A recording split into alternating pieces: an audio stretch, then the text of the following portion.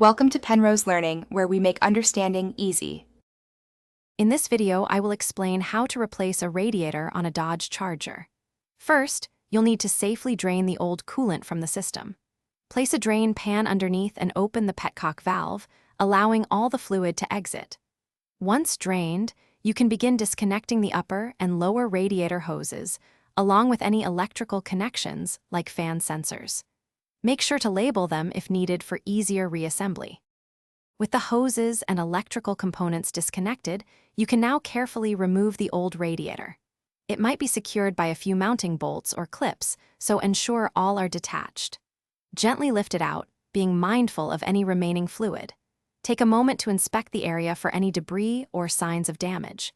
If there are any reusable parts, like mounting bushings, transfer them to your new radiator. Now it's time to install your new radiator.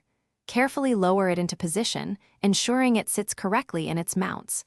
Reconnect all the hoses you removed earlier, securing them with clamps.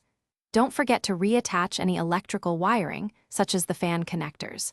Once everything is in place, tighten the mounting bolts to secure the radiator firmly. Double-check all connections to ensure they are snug and leak-free. Finally, refill your cooling system with the appropriate amount of fresh coolant. It's crucial to bleed any air from the system to ensure proper circulation and prevent overheating. Start the engine with the heater on high and let it run until it reaches operating temperature, topping off the coolant as needed. Keep an eye on the temperature gauge during your first drive. And hey, if you're looking for ways to make meal prep easier, check the description for a link to some fantastic leak-proof containers and other great deals.